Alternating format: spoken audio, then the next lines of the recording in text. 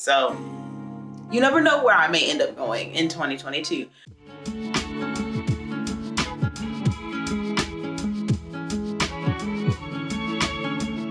Hello Explorers, Kid Explorer here, and today I am here to talk about where you need to travel in 2022. So I did that last year where I talked about where to go in 2021, and I'm going to talk about something you need to know. I'm going to talk about where I plan to travel in 22, and I'm going to talk about where I recommend for you to go in 22 based on my prior experiences. So let's get into today's video. So first off, what do I want you to know? Now, based on these years of being in the panorama, you should highly consider not traveling during certain times of the year. So in 2020, the world started to go up in smoke with the pandemic in January, really, because it started in China and things were getting out of hand there. And then by March, the whole world was shut down. So it happened in 2020. Then last year in 2021, the cases for COVID was out of control in January, and it started to taper off by the time spring came. And then it happened again this year. So based on that, you could do what you want to do. You can still travel during this time if you want, but it's more of a risk and more of a risk for me. So I would highly recommend not traveling after Christmas until March, until spring, because it's just out of control and you have higher risk of catching the Rona, Now let's move into the places where I plan to go for 2022. So in 2022, I plan to visit at least one new state. I did not do that last year. I had talked about that's where I was going to where I was going to go, and I was going to go to 2 new states. I did not go to any new states last year, but this year I plan to do it. So I already have a ticket booked, and I plan to go to Seattle. Such a long flight. That's going from one corner of the US to the opposite corner. 5.5 hours. I can get to several other countries in 5.5 hours, but I am going to go to Seattle, Washington, and hopefully while I'm there I can catch a flight over to Alaska, because I really want to see the Northern Lights, and Alaska is pretty close to Seattle, obviously. But I need to wait until closer to that time, because I need to see if the forecast is going to be kind of reasonable to see the Northern Lights while I'm there. And the Northern Lights last from, I believe, late August to the end of April is when you can see them in Alaska. I also hope to go to another Caribbean island. I don't know when I'm going to do this or which island, but I'm considering the islands of Aruba, Barbados. That one's gonna be kind of hard because I don't think Delta flies there. So I'm gonna have to fly another airline out of Atlanta. I'm not too sure.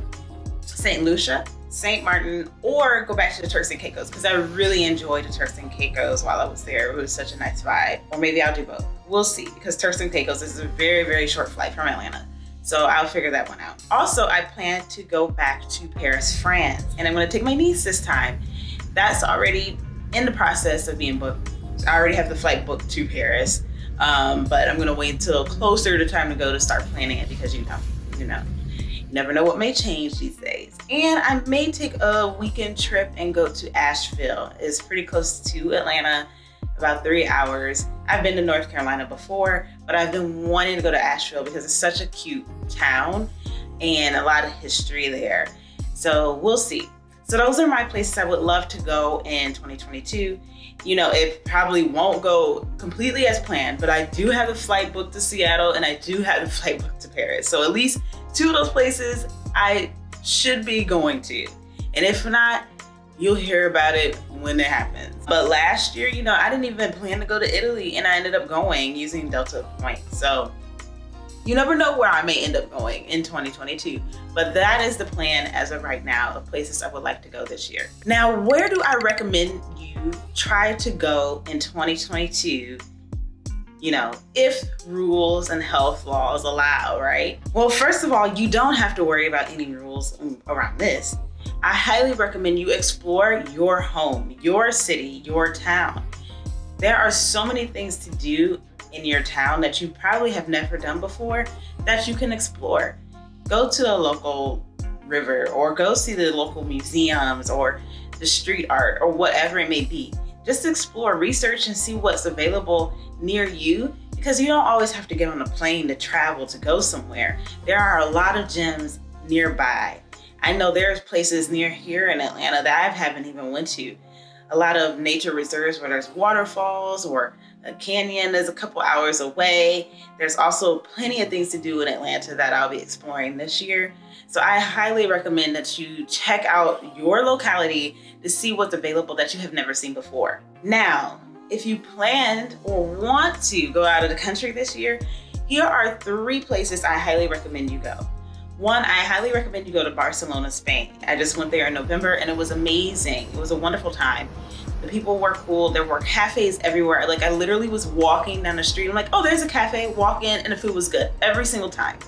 There were so many wonderful things to do, like the paella experience that I had at the Paella Club, cooking my own, which was delicious, or trying all the different tapas and all the different wines, going to La Sagrada Familia. There's just so many wonderful things to do there, and I highly recommend that you check it out. I have not seen other parts of Spain except for Madrid, and Barcelona definitely tops Madrid all the way. Like, here's Barcelona and here's Madrid in my ranking, but it is definitely a must-see place if you're gonna visit Spain.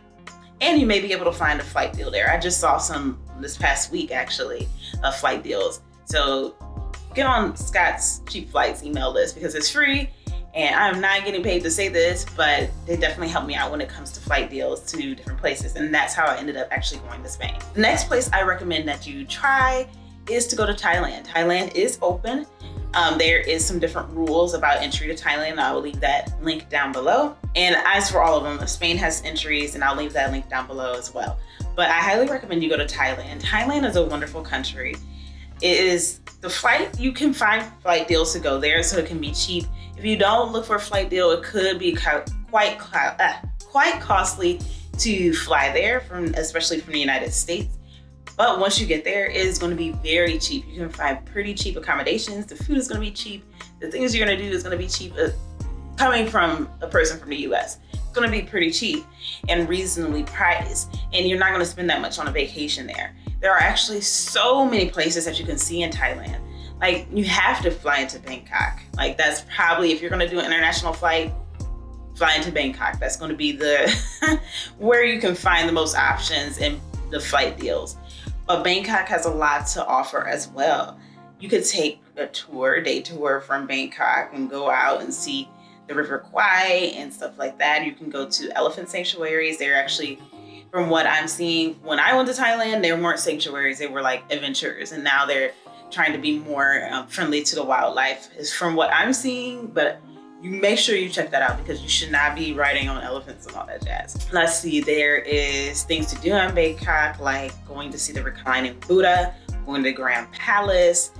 Oh my gosh, a lot of different food, just a wonderful experience in Bangkok. But then if you go there, you fly all the way to Thailand, you might as well go to Chiang Mai, where you can be in the mountains, go hiking up in the mountains, or go down to Phuket and then try to get over to Phi Phi Islands.